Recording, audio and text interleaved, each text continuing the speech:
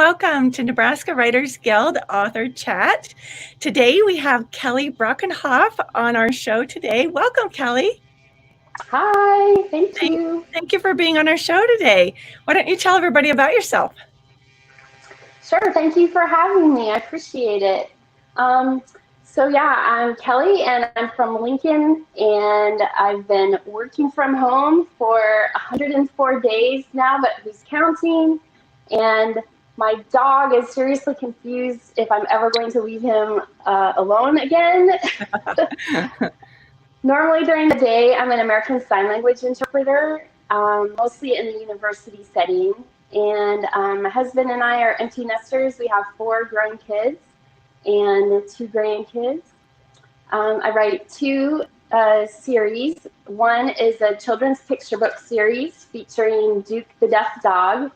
And then I have an adult series that is a mystery series featuring a character named Cassandra Sato. There's 2 of the mysteries available, and I'm working on the 3rd right now. That's going to be published in the fall. Nice. And what's the title of your mystery? I saw it briefly. So the first one, briefly. I'm like, the first one is Death by Dissertation. Anyone who's ever, I have not finished my PhD, but I've been told that many people either wanted to kill someone or wanted to be dead while they were writing their dissertation. They all take place on a fictional college campus in fictional town in Nebraska. So the second one is called Dead Week, because of course, Dead Week. And then the 3rd one is Dead of Winter Break. So that happens over winter break. So kind of follows the academic school year. That is awesome. Who does your covers? Those are beautiful. They're beautiful. This gal out of Utah named Michelle Argyle. It's a Melissa Williams Design, I think is the name of her company. She's amazing. That's fantastic. She does a really wide variety of genres, but I love her work. Great. That's wonderful. So tell us about your writing process. What's that like? Oh, I kind of laughed at this question because I was like, well, before COVID or after COVID? Yeah, right. Because I feel like doesn't everybody have like this line of like your normal life, what it used to be, and now, yeah. So before COVID, I wrote in between interpreting and on the weekends. But the past few months, I've been writing full time. So some days I kind of just sit and stare at the blank screen for a while. But mostly I'm either writing, revising, working on marketing, business stuff, that kind of thing. So it's just me and the dog sitting at home. Yeah. Yes. Wonderful. So tell us about your publishing journey. It's been very long. I don't know if you can see the wrinkles, but it's been a journey. The first Cassandra Sato Mystery started as a NaNoWriMo project in 2014. So have you done Nano? I have not fully done it. Short bursts, but yeah, not the whole month thing. Not the whole? Okay. Well, 50,000 words in 30 days. I had always wanted to be a writer. It's always been on my bucket list. I majored in English in college, kind of got sidetracked, love interpreting, but have always wanted to do this. And when I found out about NaNoWriMo, that was like the challenge for me. I'm very competitive, and so if someone says, if I sign up to do a challenge, I'm going to do it. So that whole 50,000 words in 30 days really appealed to me because I could break it down into 57 words a day. Yeah. And it just seemed like a doable thing, you know? Yeah. So after I did that, I, spent a long time editing it, procrastinating, but finally, like 5 years later, I got to the finished novel stage. I spent about a year querying agents and learning about the publishing business, which of course I didn't realize. I mean, when you start, writing the book thing seems really hard. And so you don't really look at the rest of it. And then once I started looking at the rest of it, I was like, oh, okay, there's like this whole other stuff up there. Yes. It's very unrealistic. But I finally just made the leap and self-published it. So I hired an editor and a cover designer, and I just went for it. So Death by Dissertation was published in April of 2019. And then Dead Week just came out in December. And like I said, my third one will be coming out this fall. Great. That's fantastic. It's been a long ride. So what was one of the most surprising things you learned while creating your books? You know, I can think of two things right away. So like I just said, the first surprising thing was that I thought writing the book was the hard part. Yes. Right? Like, I dreamed about this my whole life. That was like, I always wanted to do that, and I always blamed it on not having enough time, which, as I can tell you now, for the last 104 days, that is not an excuse anymore. But I tried, you know, a bunch of times when I was younger, and I just never found the time. But now, after a year, you know, I've been learning about marketing, promoting the book, finding new readers. I realized that writing the book was the easy part. That's just one job. But then the rest of it is like another full-time job. Yeah. So that was really surprising. The second thing that surprised me is that writing one book isn't really that big a deal. Like, don't get me wrong. I mean, I was super proud that I checked it off my bucket list, but writing a novel's hard. And, you know, anybody who does that should be applauded for doing it. But if you want to make like a career as a writer, and something that I can transition to when I start to cut back on my interpreting job, I have to write a lot of books, not just one book. So that was one of those things, like you're like doing your happy dance, and then it's like, oh, so naive. You mean I have to start all over and do it again? I totally get that. I was there. Yeah. Too. Yeah. So, in your opinion, what are some traps that an aspiring author can fall into? I know one thing that I really struggled with at the beginning was choosing which advice to follow. There's so many experts and resources online that you have to weed out the things that don't fit your learning style. Like if you like step-by-step things, then you should watch webinars. If you like to read, if you prefer to just read a book, you know, there's tons of craft books out there and articles and gurus. And so there's just so many things that you can find. There's stuff like, depending on what genre you're in, like I write mysteries and cozy mysteries. So there's like a whole bunch of books and craft books just on that, like let alone the rest of it. So like I'm an extrovert, and so I wanted to like join a local group or an online group. So I'm a member of several online groups like Sisters in Crime and some other books or other groups. There's just so much free stuff out there online, and so you really have to focus, because one technique that new writers and aspiring writers do is you kind of procrastinate by research or by trying to get better and trying to do all these things. And it's like, you know what, just sit down and write. Like, that's actually the best way to learn, is just to do it and then fix it. Yes. Oh, that's good advice. Perfect. All right. We have a question from Lee. Lee is wondering, do you find yourself writing the same book? No, not at all. Like I said, I saved this up for so long. I mean, I am old, and so I had like 20 years worth of ideas in my head before I wrote the first one. A lot of people, you know, they write their first book and then it goes under the mattress, never to be seen. I have worked on this thing in my head for so long that I have like 6 books mapped out already just in this one series. Great. So, no, I mean, I feel like I have so much to say. I had it all pent up for so long. Fantastic. So who are your favorite authors? Mostly I read mysteries and thrillers. Just I'm new at this, so I write what I read and I write what I like. And so I like Janet Ivanovich, Sue Grafton, just your basic John Grisham, David Baldacci. But then I also read a lot of lesser known authors that I've met online through groups like Sisters in Crime and some of the other things. That's been the the most fun so far of this year was meeting all of the different authors that I've met and then reading their books. So it's really introduced me to so many people, and I don't have time in the day to read all the stuff that I would like to read. Fantastic. So do you go to a lot of conferences? I've gone to one, and I was signed up for the one that we were supposed to have, and darn. Yes. I still have my fingers crossed for the fall. I do too. Really holding my breath. I hope so. I really hope so. Last fall, I went to BoucherCon in Dallas, which is the World Mystery Writers Convention. And I found out after I signed up that as for a completely new person who knew nothing about anything, that was probably biting off a lot, because there's, I think, 8,000 people there, and like, Wow.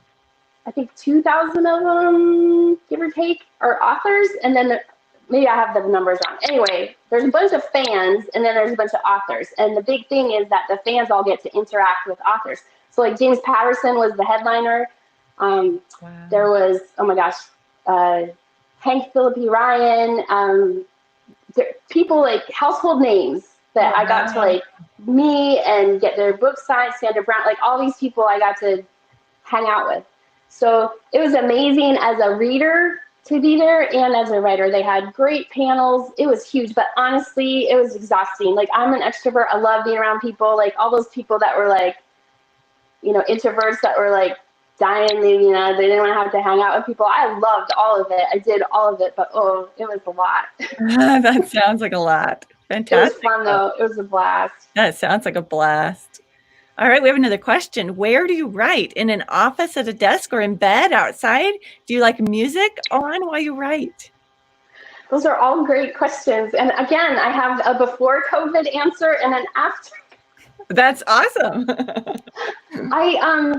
I used to mostly write, like, I work at the university, and so the library there is beautiful and has great spaces, so I would just kind of go in between classes and find a cubicle and write there or write on campus. And then I would go to coffee shops in between my jobs during the day, because I freelance, so I get to set my day schedule, so I would kind of grab an hour here and there. But now, for the last 104 days, I'm in my office, which I actually kind of redecorated. I wish I could show you. I have this great desk. If you look at my Instagram, you'll see my beautiful desk. Yeah, so I have a desk in here, finally, an actual desk.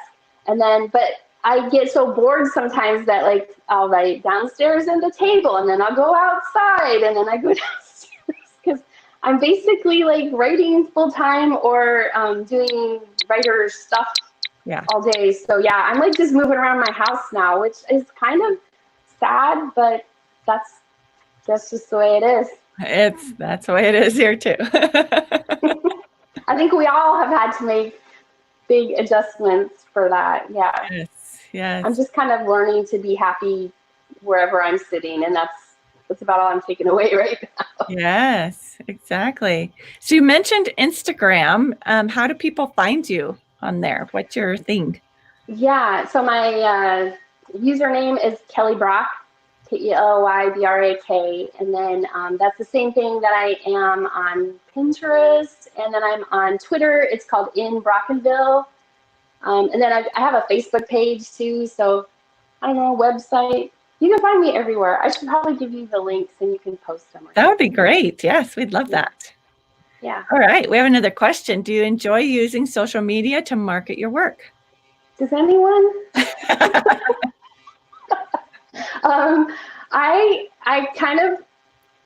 I've learned, and people have told me, more experienced people have told me, you have to choose which thing you like and then do that. So you can't do everything. So I have these different accounts, and I've realized that I use them for different things. So Instagram is probably my favorite thing because I share like personal photos, and I like the part about Instagram where it's just a photo and a caption. There's not a bunch of commentary and extra stuff. It's just the pictures. So I like that part of it, and that's probably like the most personal thing that I do.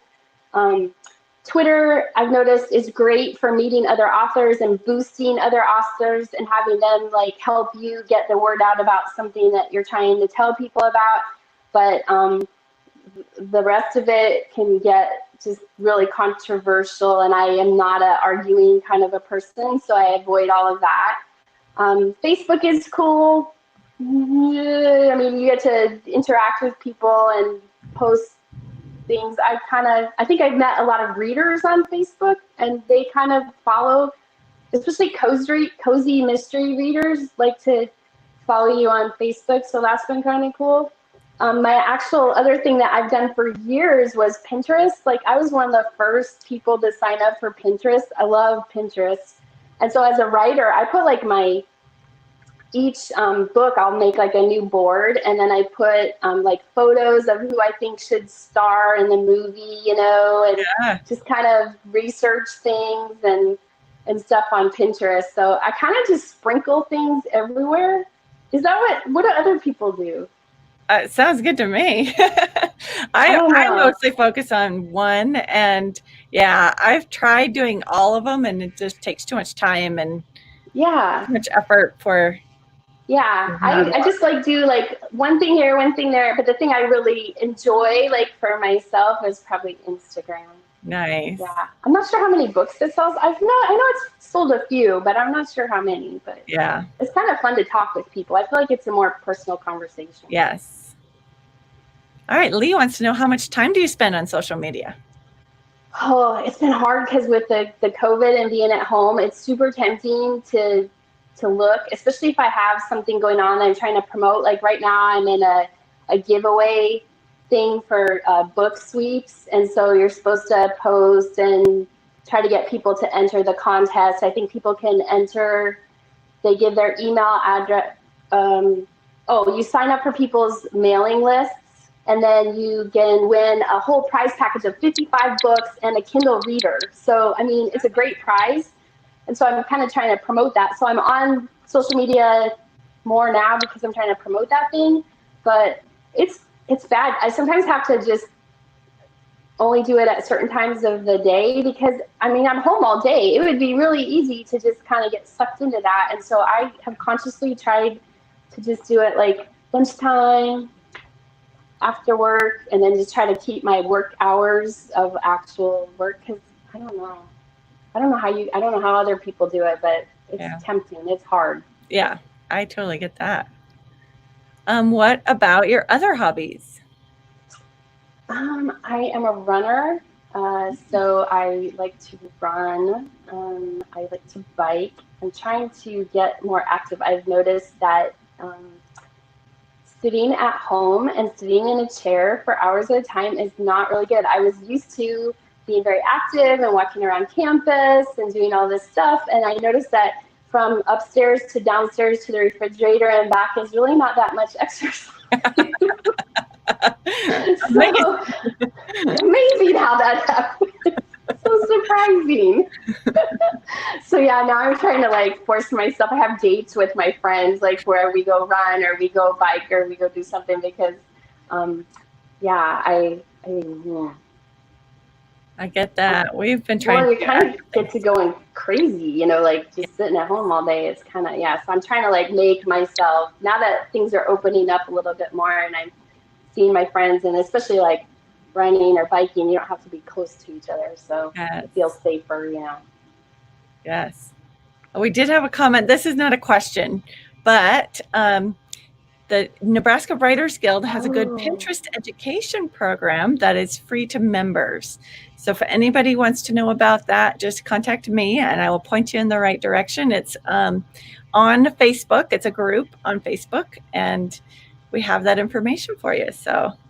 Oh, great. Yeah, that's awesome. And there's people out there, I'm not sure exactly what genres. I think it's more romance, but some people like really sell books through Pinterest, like, well. Nice. That's very great. cool. I don't know how to do check that out myself. I dabble in it, but I don't do it well. All right. What drew you to writing cozy mysteries? I think one of my favorite authors is Janet Ivanovich, and I like the Stephanie Plum series, especially, and Sue Grafton too. And so they're kind of PG-13, you know. And so I think I just like the appeal of not a lot of violence on the screen, and the not as much cursing and not as much all of that. Plus, as an amateur, you know, I do not have a background in police or law or anything, and so to try to write a character that knows all of that stuff is hard. And so for someone like me who is a sign language interpreter, and the main character is a college administrator, and so she's just an amateur sleuth. And so Cozy Mysteries just kind of feels right because it's got the right amount of violence and all that stuff, but then also she doesn't have to be an expert in investigating. So it kind of just works out perfectly. Yeah. Yeah, that's a great answer. Have you ever written a scene that made you cry? It's funny that you asked that, because the last book, the Dead Week book that I wrote, there was this hospital scene, and it kind of snuck up on me. Well, I didn't really, I mean, it was in the outline hospital scene. I knew what I was going to write. And then as I was writing it, I just started bawling, and I'm really not a super, I don't know, emotional, touchy-feely person. And so I was just bawling. I had to take a break. And Wow. The patient in the hospital was a college student, and she just seemed really vulnerable, and it just got to me. And then later in that book, I did a family reunion scene, and that also got me. And so what's really been cool is sometimes readers contact me, and they'll say that they cried, or that they really enjoyed or got emotional at some scene. And it's so cool. It's like, oh, okay, I cried at that too. I'm glad you got that part. That's so great. I did something right. Yes, I love it when that happens too. Yeah. All right, Shoshana wants to know, when did you first begin writing stories? So when I was in elementary school, my sister is 2 years younger than I, and we wrote homemade comic books. So I was the writer and she was the illustrator. It was kind of like Snoopy meets Garfield, only they were really, really bad. And it was like, chopped up paper, and we'd staple it, and we'd make copies from our mom and our dad and stuff. And so, yeah, like those were my first stories. That was my first thing. All through high school, I wrote. All through college, I wrote. And then I had 4 kids. And so, life. Yes. Oh, yeah. That's awesome. So do you listen to music while you write? I do, but only instrumental. And I have this whole playlist of instrumental movie scores. And I also love the piano guys, because they kind of cover popular music, but it's all piano. If I have words while I'm writing, I'm too distracted and I can't pay attention. For Dead Week, I actually made a special playlist that had a bunch of like woman power, inspirational kind of songs. I even put it on Pinterest in my little thing, because you could like share a Spotify playlist, I think. Yeah. That's awesome. What does literary success look like to you? That I'm making enough money that I can work less at my day job and write more and travel more. But like I said earlier, I just really like it when readers send me a message that said that they identified with somebody or a scene, and I didn't expect those connections, but I really like them. Nice. Yes, that's awesome. What is the best way to market your books? Well, we were talking about this before we started. In the children's book that we published in December, we started off doing school visits and library visits and lots of in-person things, because, just doing read-alouds and stuff like that. And so that's all been gone. We, in March, taped a version of me reading the children's book, and then have a deaf friend named Amy Willman who teaches sign language at the university, and she signs the signs in the book, and then she also has a video. So we made a video of me reading it in English, and then she signs it in ASL, and we posted it on YouTube. And that way we kind of thought, you know, parents that had kids at home and educators and stuff could use it as a resource of just another online story that they could use during the being stuck at home, that kind of thing. But yeah, I really need to be more creative about how to market that from now on. I think because I'm not sure when we're going to really start back to these in-person events. So I need to definitely figure out some more ways to do that. For the mysteries, mostly I do a lot of podcasts and I guest post on other blogs.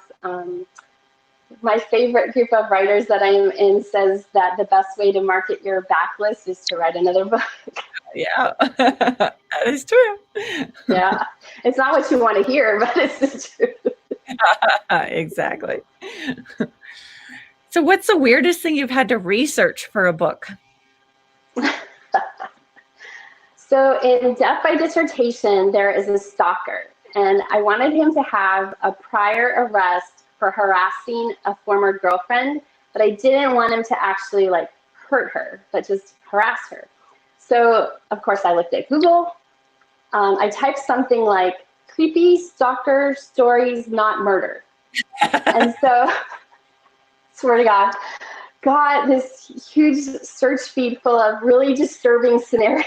I bet. And I kind of like, you're like even afraid to click because you're like, if there's a picture right on the front there, I don't know if I really, but you know, so I clicked down there, found one that I could read that wasn't going to like upset my stomach.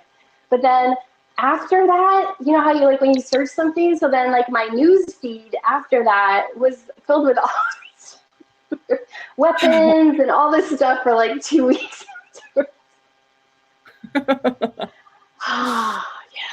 Yeah, the Hopefully fun nobody comes and investigates my search right? history. Oh my Yeah. Yes. So how do you select names for your characters? Most of the time, I'm not very exciting. Most of the time I have really nice friends and I'll pick like someone's first name and someone's last name and then someone's like personality or parts of all of that, and then I mash it all together. I have a lot of different ethnic people because it's a college campus in my stories, and so sometimes I'll just look like in this region or in this state or in this place, like what's a common name, and I'll kind of stick two together. I'm not really all that creative about it. Sometimes if I'm reading a newspaper article and somebody, you know, I see a good name, I'll write it down, but I don't know. That's awesome. Yeah, I do a lot of baby name searches. Yeah, I like do in this like, year. yes, exactly. What was popular in Yes. 2001 or whatever. Yes, yes, it totally, I mean, I don't know that stuff, but Google does. Yes, exactly. So would you like to read an excerpt? I would love to. I don't know how much time we have. How much time do we have? We have We're good. 10, 15 minutes. 10, 15 minutes. Okay, this will be faster. So I want to read this children's picture book that I wrote and my sister illustrated. And I'm going to make sure I got, okay, there we go. So it's called Nevermind, and the main character is Duke, and he's a deaf dog.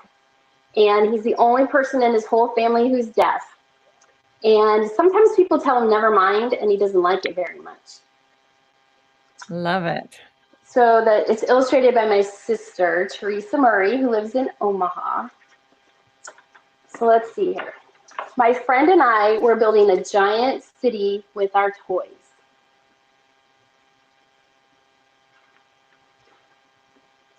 I'm going to show you on the second page. In the book here, there's pictures of my friend Amy, who is a instructor at the University of Nebraska. And so there's 10 different signs in here that you can learn while they're reading the book. That's awesome. So on the second page, it says, my friend talked to me and I didn't hear him. So I asked, what did you say? And this is the sign for friend. My friend said, never mind.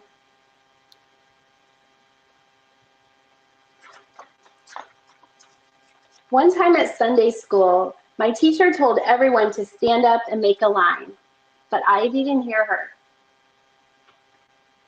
I was coloring a picture and I didn't hear her. And so down here you can see there's a picture of line. So this is how you sign line.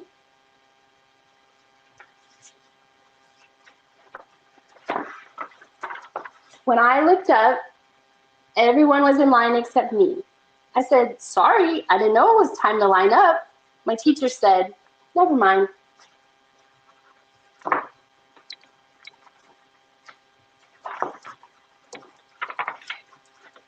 My brothers and I were playing at the park. Here's how you do play.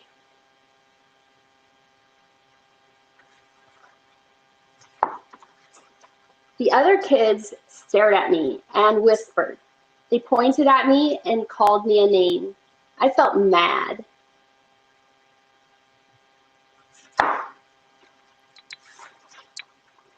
My brother said, sometimes kids are just mean. They don't know you're cool. We walked the other way and he said, never mind them, let's go. So here's how you do walk.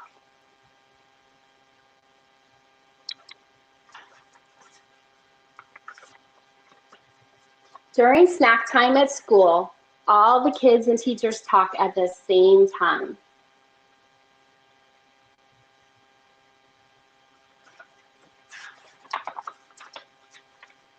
I watched my friends laughing. I watched my teacher helping my friend. It's noisy and confusing, and I don't know who's talking to me. It feels like a giant never mind. So here is how you do laughing, like ha ha ha ha ha. So these are kind of like your teeth, like your mouth opens up, ha ha ha. And then this is noisy.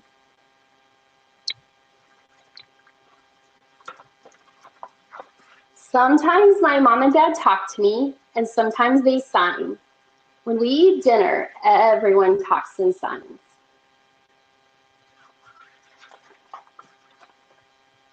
That's how you do eat. If I don't hear or see them, I ask, what did you say? And my mom and dad tell me again, even if I have to ask twice. This is how you do mom, and this is how you do dad.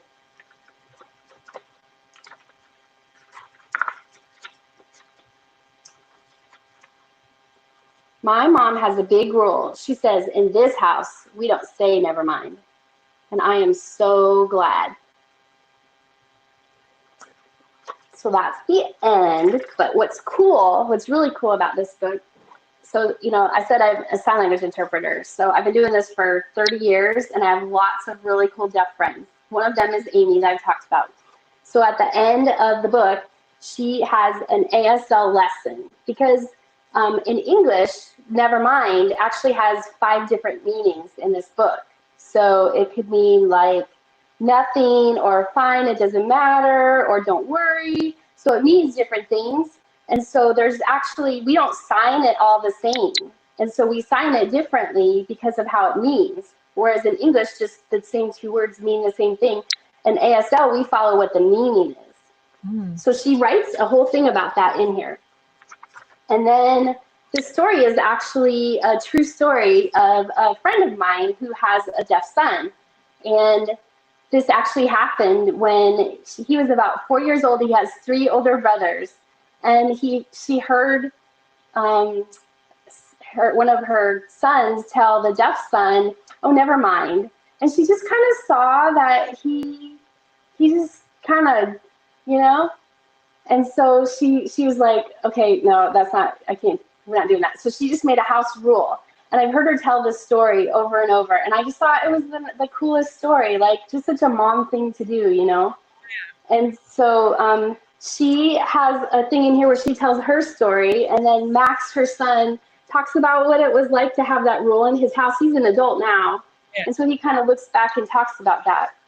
And then it says the end.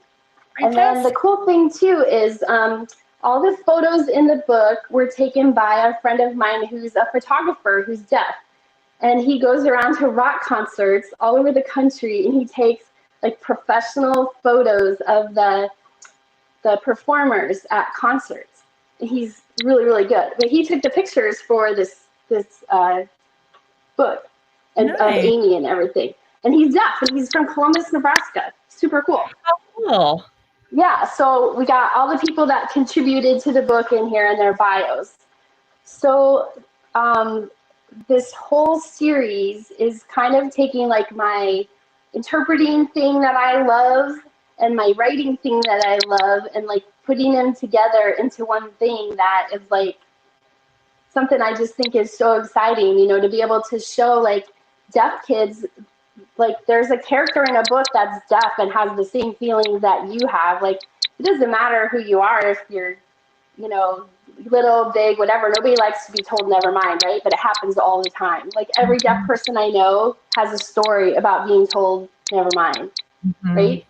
Yes. So yeah, it's kind of struck a chord with a lot of people. But I have plans for more books, and I'm going to do the same thing where, we'll have stories from actual deaf adults that kind of relate to the book, and we'll have a lesson about deaf culture or something in it. And then we also have on my website, Amy made videos. So all the signs in the book, you know, it's just kind of a flat picture, and sometimes it's hard to see like that it moves and stuff. And so she has a video that everyone who buys the book can see her doing the videos. And then she also does the whole story from start to finish. And so some of the people who bought the book, like their kids, like watch the video and try to learn how to do the signs to it. So it's kind of cool that it kind of all goes together, you know? Very neat. That's wonderful. So what got you interested in sign language in the first place? Back when I was in high school, I had some friends that were deaf. I volunteered at like a deaf camp for the summer, and I didn't know any sign language, and I just really connected with them and wanted to be able to talk to my friends. And so I just kind of started learning, and I kept taking classes in high school and then in college, and kind of just got to a certain point where some mentors of mine said, hey, you know, you should be an interpreter. And so just kind of one thing led to another. I never really planned on doing that. I was going to be a great American novelist, but you know, I did the interpreting instead. Now you're combining the two. I know it is. It's really, it's, you know, I kind of believe in signs, and I don't think things happen by coincidence. So I think it all kind of just comes together at the end. Yeah. Yeah. Lee wants to know your view on ocular implants. Oh, cochlear implants. Right. Yeah, no, that's cool. There's so much technology out there. There's so many things available for people, you know, that are deaf or born deaf, become deaf. So there's a lot of things out there. I think I don't really like get involved in the whole debate thing. I always think like, if I have 4 kids, and if one of my kids were born deaf, like I would give them everything. So you give them technology that fits what they need, because not everybody is a candidate for a cochlear implant. Some people do better with hearing aids. Some people can't have either one. So, but I also really advocate for sign language because it's like their first language. Deaf children are visual, and so we teach a bunch of hearing children sign language, like baby signs. I taught all my kids baby signs before they could talk, so that they could tell me what they were screaming about. So I really think that we have to teach deaf babies sign language also. And then the technology is great, but the thing about technology is once you take it off, you're still deaf. So this goes for adults, like people, you know, like my parents, you know, people who are getting older and have to have hearing aids and stuff. Once you take it off, you can't hear. Yeah. So you have to have like a backup plan. So like people who just do cochlear implants and then don't do anything else, it's kind of like, okay, but they still can't, like, yeah. So I don't know. I'm not sure how PC that is, but that's kind of the way I look at it. Just give them everything. Like don't limit anybody. Yeah. Like they can be anything. That's kind of one of the reasons I wrote this book, and I have all these people in here that have really cool jobs and really cool lives. Like when we go to the libraries, my deaf friends come with me, and then the children get to meet them, because I want them to see, like, this is what you can grow up to be. Like, there's no limits on what you can do. So Fantastic. A lot of parents, when they find out their baby's deaf, they get kind of upset, you know, think it's this big disability. But I've been hanging around with them for 30 years, and I think they're all great. And so I kind of want other people to know that. Great. So what's your website? So if someone wants to buy your book, they can find it. Sure. It's just kellybrakenhoff.com. Just my name. There's no C. It's just Brakenhoff, like Braken. Most people spell it wrong, but yeah. Awesome. If you search me, you'll find me. We'll get a link up there, and so everybody can buy your book. Thank you so much for coming on the show, Kelly. Thank you so much for having me. It was so nice talking to you. It was wonderful. We are not going to do a show next week because I am going to be traveling and seeing some family for 4th of July. So in 2 weeks, we are going to have Laura Chapman on the show. Laura Chapman is the award-winning and Amazon bestselling author of romantic novels and novellas. So we will have her on in 2 weeks. Yay, she's my friend. You're going to have so much fun with her. She's wonderful. Awesome. All right. I love her books. That's so great. Thank you all for joining us. And don't forget to click subscribe. Questions. Yes, thank you for coming. And we will see you in 2 weeks. Great. Have fun.